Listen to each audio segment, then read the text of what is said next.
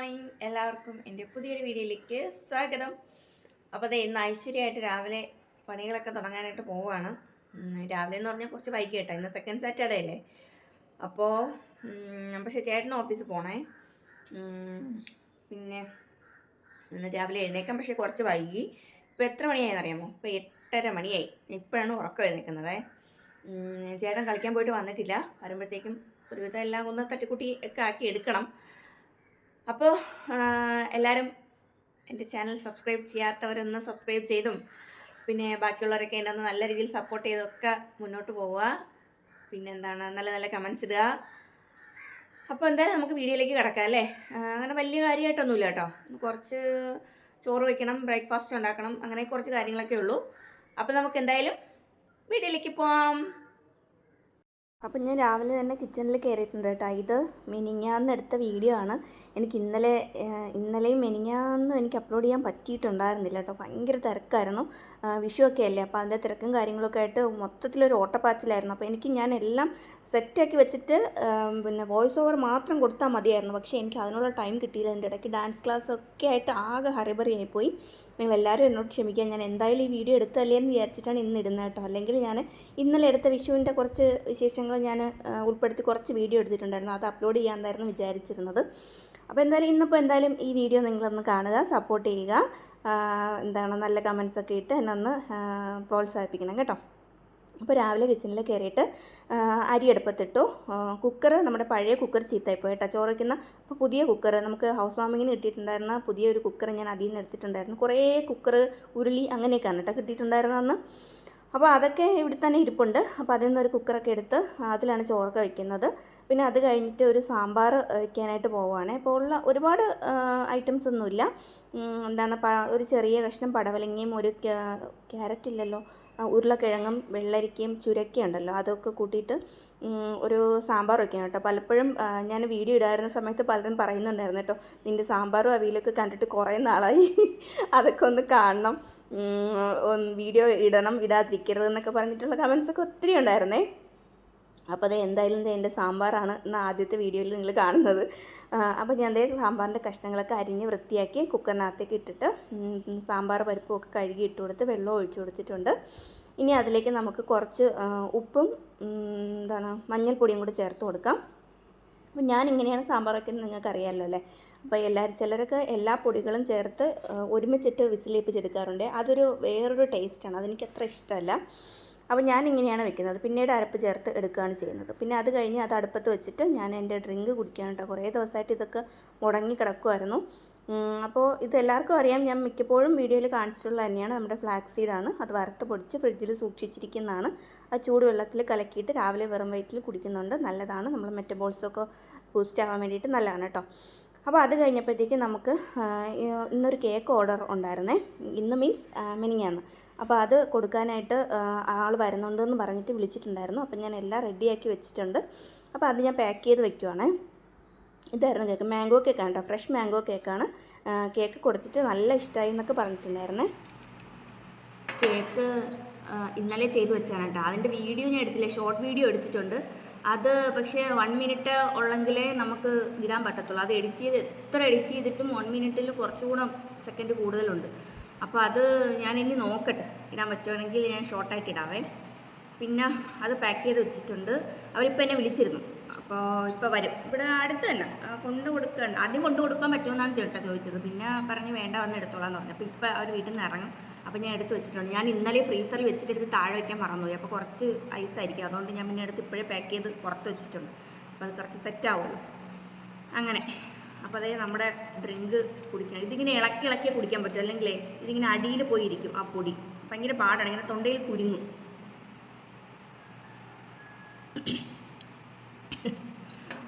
അപ്പോൾ ഇത് ഇടയ്ക്ക് വെച്ച് സ്റ്റോപ്പ് ചെയ്ത് വെച്ചിരിക്കുകയായിരുന്നു കേട്ടോ. അപ്പോഴത്തേക്കും 1 കിലോ ഒക്കെ കൂടി.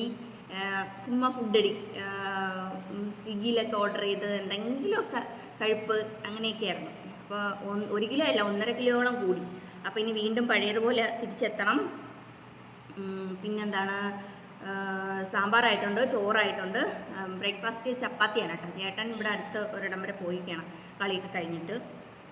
അപ്പോൾ ഇനി വന്നിട്ടൊക്കെ ബ്രേക്ക്ഫാസ്റ്റ് കഴിക്കും. എൻ്റെ മക്കൾ രണ്ടുപേരും എഴുന്നേറ്റില്ല. ഭയങ്കരമായ ചൂടെന്ന് വെച്ചാൽ ഭയങ്കരമായ ചൂടത്ത് പാവങ്ങൾ 2 ഫാനൊക്കെ ഇട്ട് തലക്കൊക്കെ വെച്ചിട്ട് ഒക്കെയാണ് കിടന്നുറങ്ങുന്നത്. അങ്ങനത്തെ കാര്യം. അപ്പോൾ പിന്നെ വേറെ എന്താണ് വിശേഷം? കാണാതെ പോയ ആളിനെ കണ്ടു കിട്ടിയല്ലേ.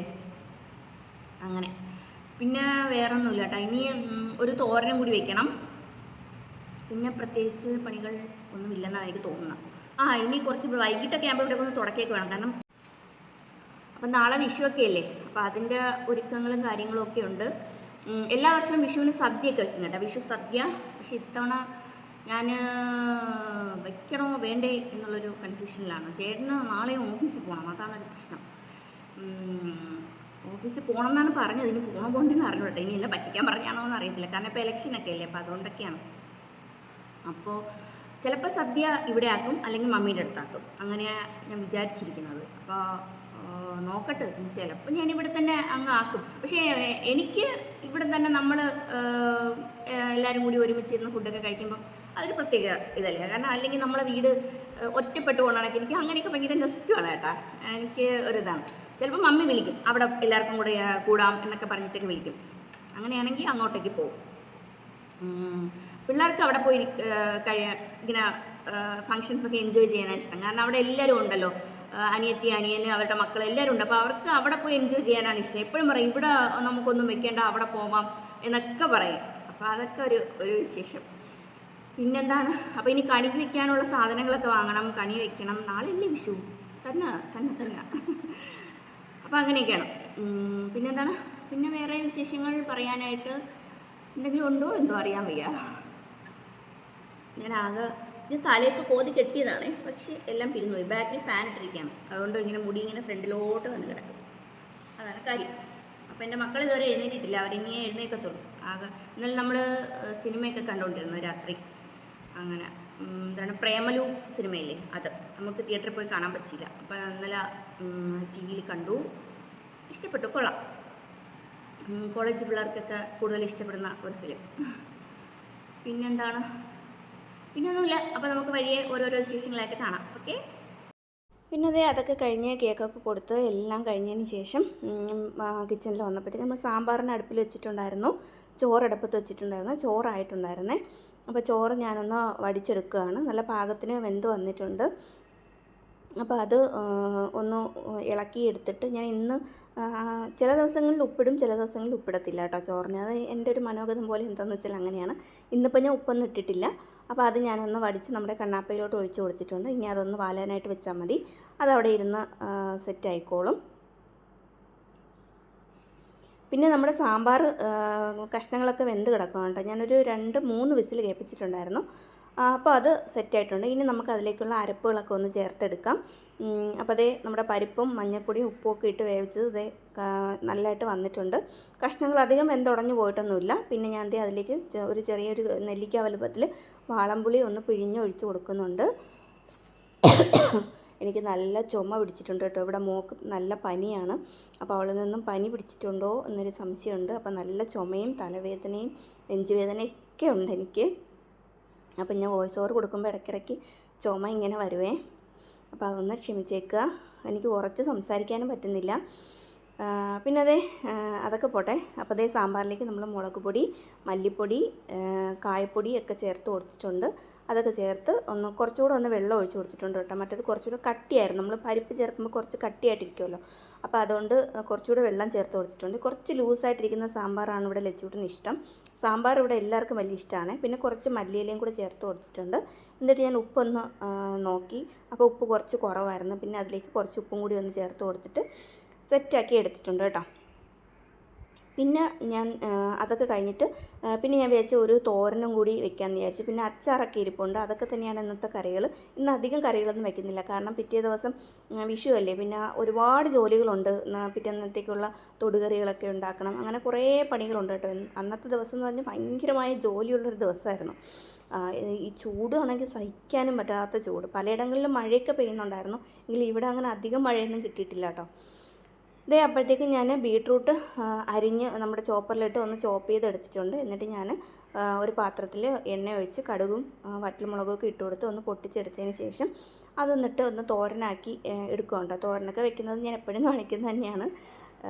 അപ്പോൾ അതൊന്ന് കടുക് വറുത്തതിന് ശേഷം ഞാൻ ആ ചോപ്പ് ചെയ്തത് ചട്ടിയിലോട്ട് ഇട്ട് കൊടുത്തു. ചട്ടിയിലോട്ട് ഇട്ട് കൊടുത്തിട്ട് കുറച്ച് ഉപ്പും കൂടി ചേർത്ത് കൊടുത്തിട്ട് നന്നായിട്ട് ഇളക്കി യോജിപ്പിച്ച് എടുക്കുക കേട്ടോ. ഒന്ന് മൂടി വെച്ച് വേവിച്ചെടുക്കണം. ഇന്ന് ഞാൻ വെള്ളമൊന്നും ഒഴിക്കുന്നില്ല, വെള്ളം ഒഴിക്കാതെ വേവിച്ചെടുക്കുവാണേ. കുറച്ച് വെള്ളം തളിച്ച് കൊടുത്താൽ പെട്ടെന്ന് വെന്ത് കിട്ടും, കുഴപ്പമൊന്നുമില്ല. ഞാൻ മിക്കവാറും എല്ലാത്തിലും വെള്ളം ഒഴിച്ചാണ് വേവിക്കുന്നത്, നിങ്ങൾക്ക് അറിയാമല്ലോ അത്. അപ്പോൾ ഞാനത് പറയേണ്ട കാര്യമില്ല. അപ്പോൾ അതേ ഞാൻ മൂടി വെച്ചിട്ട് ഞാൻ പോയി അതിനുള്ള അരപ്പ് ഒന്ന് തയ്യാറാക്കിക്കൊണ്ട് വന്നിട്ടുണ്ട് കേട്ടോ. മുളകും വെളുത്തുള്ളി, ജീരകം, മഞ്ഞൾപ്പൊടി, പിന്നെ വെളുത്തുള്ളി ഒക്കെ ചേർത്തിട്ട് തേങ്ങയൊക്കെ ചേർത്തൊന്ന് ഒതുക്കിയെടുത്തതാണ്. അതെല്ലാം കൂടി ചേർത്തിട്ട് നമ്മൾ തോരത്തിൻ്റെ അതിലോട്ട് ഇട്ട് കൊടുത്തിട്ടുണ്ട്. ഇനി അതൊന്ന് മൂടി അതിൻ്റെ പച്ച മണം ഒന്ന് മാറാനായിട്ട് ഒന്ന് വെച്ചാൽ മതി. അതിനുശേഷം പിന്നെ ഒന്ന് ചിക്കി തോർത്തി എടുക്കുമ്പോഴത്തേക്കും തോരൻ സെറ്റായിട്ടുണ്ട്. അപ്പോൾ അത് ഇന്നത്തെ നമ്മുടെ ചോറും കറികളൊക്കെ റെഡി ആയിട്ടുണ്ട് കേട്ടോ. അപ്പോൾ ബ്രേക്ക്ഫാസ്റ്റ് ഉണ്ടാക്കുന്നത് ഞാൻ എടുത്തിട്ടില്ല. നമ്മുടെ ബ്രേക്ക്ഫാസ്റ്റ് എന്ന് പറയുന്നത് ചപ്പാത്തിയാണ്. ഞാൻ പറഞ്ഞു എന്ന് തോന്നുന്നു ചപ്പാത്തിയാണെന്ന്. അപ്പോൾ ചപ്പാത്തിയുടെ കൂടെ തന്നെ മീൻ കറിയാണ് കേട്ടോ കറിയായിട്ടുള്ളത്. മിനിഞ്ഞാന്നത്തെ മീൻ കറിയാണ്. അതായത് മിനിഞ്ഞാന്ന് കഴിച്ചത് ആ 2 ദിവസം മുന്നേ ഉള്ള മീൻ കറിയാണ് കേട്ടോ. നല്ല മീനായിരുന്നു. സാധാരണ ഇപ്പോഴത്തെ മീനൊക്കെ വളരെ അഴുക്ക മീനാണ് കേട്ടോ, അത്ര നല്ലതൊന്നും കിട്ടാറില്ല. അപ്പോൾ അതേ ബ്രേക്ക്ഫാസ്റ്റ് കഴിച്ചു. ചേട്ടനും നമ്മളെല്ലാവരും ഒരുമിച്ചിരുന്നാണ് കഴിച്ചത്. കഴിച്ചതിന് ശേഷം പിന്നെ ചേട്ടൻ ഓഫീസിലേക്ക് പോയി. പിന്നെ ഞാൻ അധികം വീഡിയോ ഒന്നും എടുത്തിട്ടില്ല കേട്ടോ, വെയിൽ നല്ല നൂന്ന് വരയ്ക്കുന്നുണ്ട്. അപ്പോൾ അതേ ഇന്നത്തെ വീഡിയോയും വിശേഷങ്ങൾ ഇത്ര തന്നെയുള്ളൂ. നിങ്ങൾക്ക് എല്ലാവർക്കും ഇഷ്ടമായെന്ന് വിചാരിക്കുകയാണ്. ഇഷ്ടമായി ലൈക്ക് ചെയ്യാനും ഷെയർ ചെയ്യാനും സബ്സ്ക്രൈബ് ചെയ്യാനും ഒന്നും മറന്നു പോകരുത്. അപ്പോൾ ഇനി നല്ല വീഡിയോയും നല്ല വിശേഷങ്ങളും ഒക്കെ ആയിട്ട് നമുക്ക് നെക്സ്റ്റ് വീഡിയോയിൽ കാണാം. അതുവരേക്കും ബൈ ബൈ.